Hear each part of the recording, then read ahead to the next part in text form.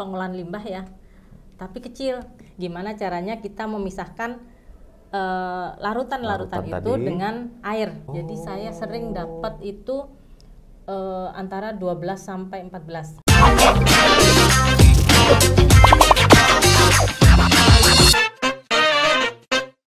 Salam sejahtera Sobat Inovasi, kembali bertemu dalam acara podcast Bagaimana Banjarmasin Bekerja, sebuah media informasi yang menyampaikan tentang inovasi-inovasi yang sudah dilaksanakan di Kota Banjarmasin, baik itu oleh pemerintah daerah maupun oleh masyarakat. Hari ini di Warung Inovasi Kota Banjarmasin kita kedatangan tamu spesial. Ada Ibu Yahda Rindu dari, sekarang Ibu dinas di mana Bu? Di Kelurahan Alalak Utara. Kelurahan Alalak Utara. Beliau ini menginisiasi sebuah inovasi menarik menurut saya karena Banjarmasin ini dikenal sebagai kota penghasil sasirangan.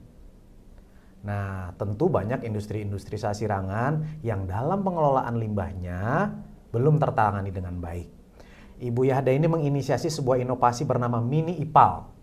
Nah, ini spesifik untuk pelaku industri sasirangan ya Ibu ya? Ya.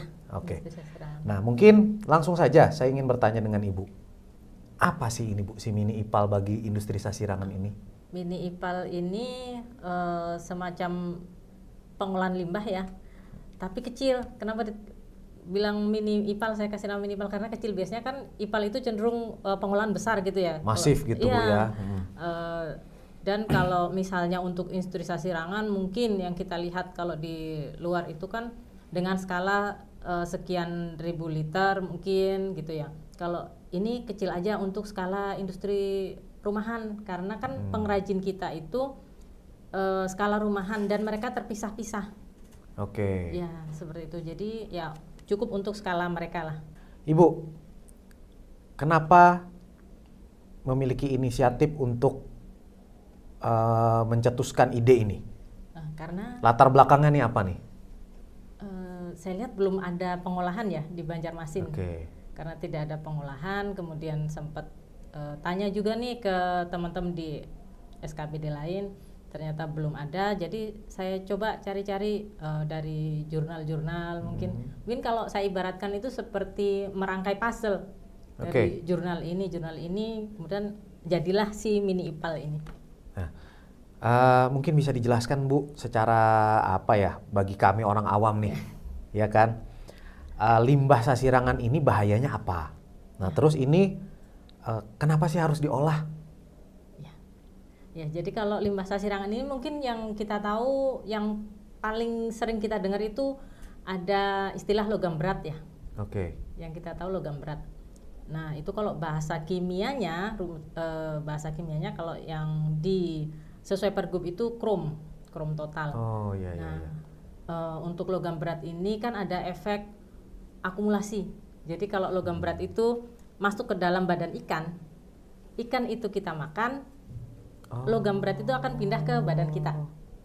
Sedangkan ada penelitian di Banjarmasin ini, waktu itu Bapak Dr. Andes Hamdi yang menyampaikan bahwa beliau pernah meneliti bahwa di dalam ikan haruan di Sungai Martapura itu kandungan logam beratnya sudah di atas ambang batas. Ya, jadi salah satu sumbernya ya dari pewarna sasirangan itu.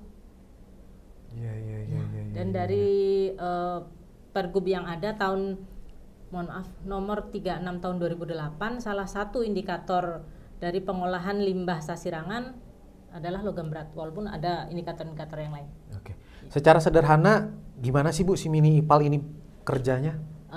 Mini IPAL ini intinya gini, limbah itu kan terlarut, limbah sasirangan itu terlarut. Jadi gimana caranya kita memisahkan larutan-larutan itu tadi dengan air, dengan Oke. airnya. Jadi caranya untuk Mini IPAL ini kita gumpalkan. Jadi yang tadinya larutan koloid yang tercampur tadi, gimana caranya bisa disaring. Untuk bisa disaring kan syaratnya dia harus lebih besar volumenya. Yang tadi kecil-kecil, yang tadinya tidak bisa mengendap, yang tadinya tidak bisa disaring, dia harus diperbesar dulu, digumpalkan dulu. Nah, cara penggumpalannya itu kita menggunakan elektrokoagulasi. Namun sebelum itu kita netralkan dulu. Dinetralkan apanya? Dinetralkan pH-nya.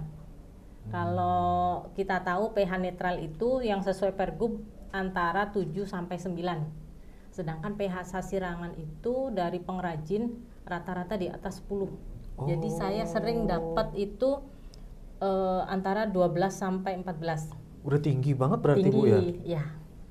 Tinggi, jadi gimana caranya ya kita turunkan dengan asam kuat. Asam kuat itu nanti kita turunkan dulu, kemudian sampai di bawah, sampai dia asam. Kan kalau pH tinggi itu basa. Ya, kita betul. turunkan dulu sampai asam. Setelah asam nanti kita elektrokoagulasi, dan proses elektrokoagulasi itu sendiri dia akan meningkatkan pH karena di situ ada reaksi kimia, anion, kation ada di situ. Jadi dibalik prosesnya nih Bu ya, diasamkan kemudian baru dinaikkan lagi. Oh gitu. Ibu, sejauh ini berjalan waktu ini bagaimana perkembangannya?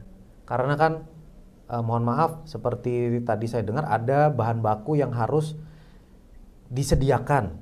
Nah, untuk proses ini berjalan, ada proses kimia tadi segala macam. Nah, ini gimana perkembangannya Bu di dalam pelaksanaannya?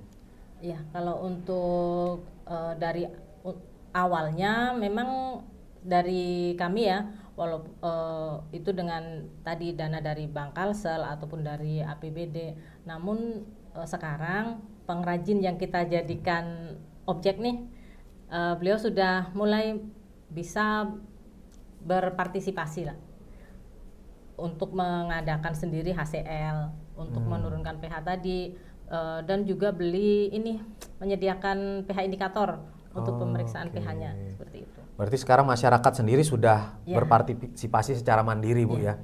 Ibu,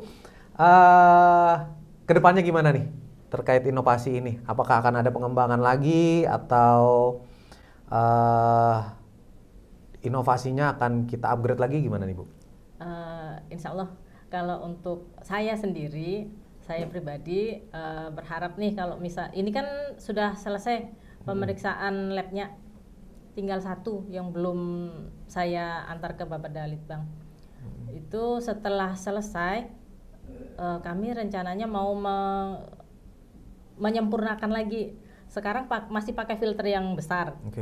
Rencananya kemarin sudah mulai bikin desain. Sudah di R&D ininya? Ya, untuk filter yang lebih kecil. Jadi karena kalau saya itu lebih menyesuaikan dengan kondisi pengrajin kita. Jadi menjawab pertanyaan masalah dari pengrajin, dijawab dengan perkembangan inovasi ini. Karena kan pengrajin kita kebanyakan itu rumahnya kecil Pak ya. Oh iya, betul. Rumahnya sempit. Dengan filter yang sekarang yang besar itu menurut saya mengurangi ruang gerak pengrajin. Jadi rencana saya perkecil lagi filternya, cuman dengan media yang sama efektifnya. Jadi mungkin nanti lebih nyaman untuk pengrajin juga, karena bagi saya yang namanya inovasi itu tidak boleh memberatkan. Betul, sepakat. Jangan sampai nanti ada inovasi ini tapi nanti pengrajinnya merasa keberatan. Malah jadi masalah baru nanti. Mungkin mereka juga akan keberatan mengaplikasikan kalau misalnya mungkin akan membebani dari segi listrik. Jika terlalu besar juga pasti tidak akan digunakan.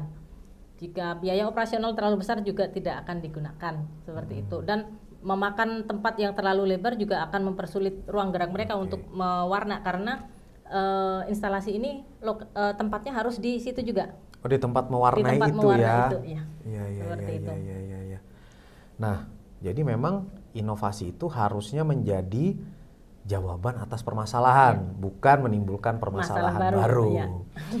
Baik, Sobat Inovasi, demikian. Sampai bertemu lagi di podcast berikutnya. Bagaimana Banjarmasin bekerja? Terus berinovasi. Terima kasih. Salam inovasi.